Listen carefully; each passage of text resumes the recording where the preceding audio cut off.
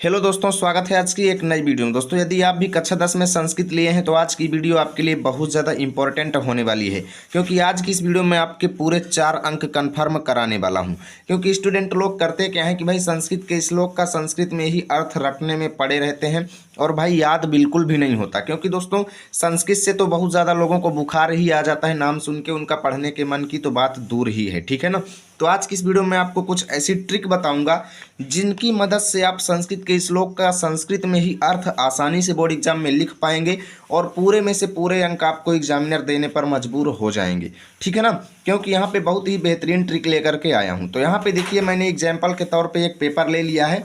Board exam का पिछले साल का पेपर है, जिसमें 5वां प्रश्न है, दिया गया निम्नलिखित में से किसी एक श्लोक का अर्थ संस्कृत में लिखिए। और देखिए 4 अंक का ये बोर्ड एग्जाम में आता है। ठीक है ना।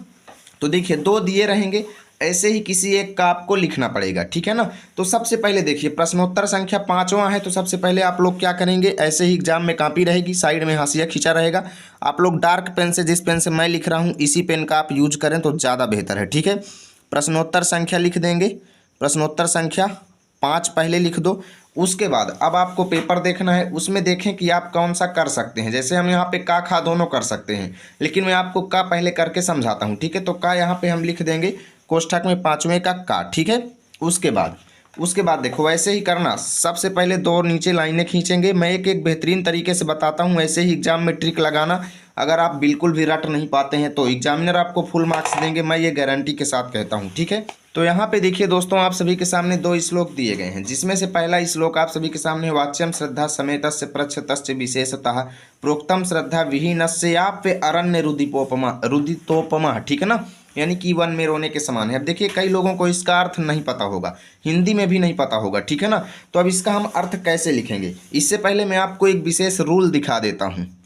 तो देखिए दोस्तों, विशेष रूल ये है, आप लोग यहाँ पे देखिए, यहाँ पे क्या दिया गया है, अन्य भाषाओं में वाक्य योजना में पहले कर्ता का प्रयोग, फिर दूसरे कारकों का प्रयोग, बाद में क्रिया का प्रयोग होता है। यहाँ पे देखिए पहले कर्ता, फिर कारक, उसके बाद क्रिया का यूज होता है।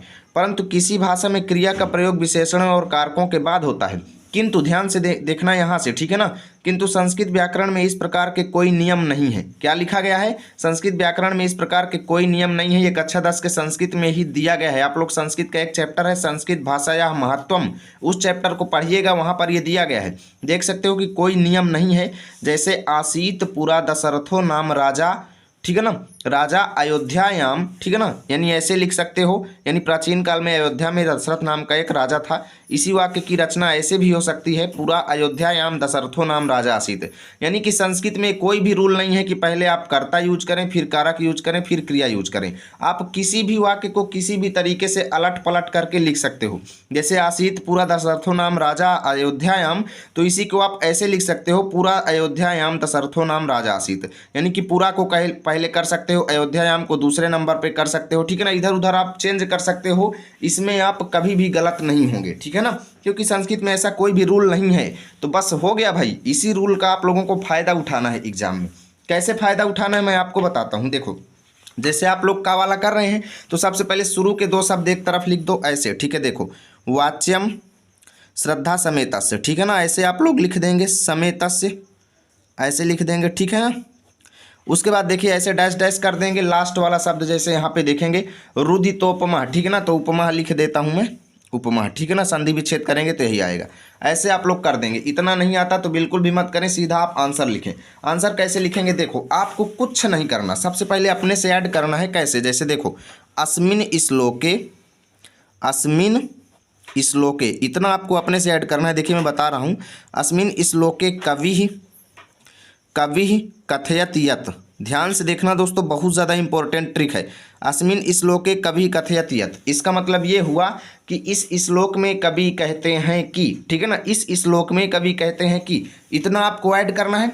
उसके बाद देखो जैसे दिया गया वाच्यम श्रद्धा समेतस्य ना, तो आपको करना क्या है, श्रद्धा समेतस्य को पहले लिख दो। ध्यान से देखो, जैसे लिख दिया इसी के आगे श्रद्धा समेतस्य, ध्यान से देखना। ठीक है ना। श्रद्धा समेतस्य पहले लिख दिया। उसके बाद वाच्यम लिख दो, वाच्यम इधर उधर करना है, इधर उधर। ठीक है। श्रद्धा समेतस्य वाच्यम। उसके बाद प्रच्छतस्य विशेषतः, तो पहले चा लिख दो। ठीक है। चा लिख दो, चा। अब इसी में प्रच्छतस्त जुड़ा हुआ है ना, तो प्रच्छता लिख दो, प्रच्छतः, प्रच्छतः, उसके बाद लास्ट वाला विशेषतः। ठीक है, ध्यान से देखना, पूरा अर्थ बनेगा और कोई भी गलत नहीं करेगा, क्योंकि हम यहाँ पे संस्कृत का ही रूल लगा रहे हैं, कोई हम नियम के खिलाफ नहीं जा रहे हैं। ठीक है, उसके बाद देखो, प्रोक्तम श्रद्धा विहीनस्य या पे अरण्य रुदितोपमः। ठीक है ना, तो आप लोगों को करना क्या है, देखिए सबसे पहले लिख देंगे श्रद्धा विहीनस्य। ठीक है, इधर उधर तोड़ करके लिखो, संधि विच्छेद करके। देखो श्रद्धा विहीनस्य, ठीक है, श्रद्धा विहीनस्य एक तरफ लिख दिया। उसके बाद देखो श्रद्धा विहीनस्य, उसके बाद प्रोक्तम लिख दो, प्रोक्तम, प्रोक्तम। ठीक है, ये हो गया। और आगे देखो, और इसी में देखिएगा आप पे अरण्य रुदितोपमः। ठीक है ना, तो और कुछ नहीं समझ में आता तो सीधा अरण्य लिखो, अरण्य रुदितो। ठीक है ना, रुदितो, फिर उपमः, ऐसे अलग अलग करके लिख दो। बन गया भाई आंसर, आंसर बन गया। मैं कहता हूं दोस्तों, आपको एग्जाम में नहीं आएगा, आप उसे छोड़ करके चले आएंगे, उसमें आपको क्या मिलेगा, लिल बटे सन्नाटे। क्या मिलेगा, लिल बटे सन्नाटा, कुछ नहीं मिलेगा। और आप मेरी ट्रिक का यूज करके आओगे ना, भी जाएंगे ना, तो वो भी आपको 3 अंक देंगे, कोई रोक नहीं सकता।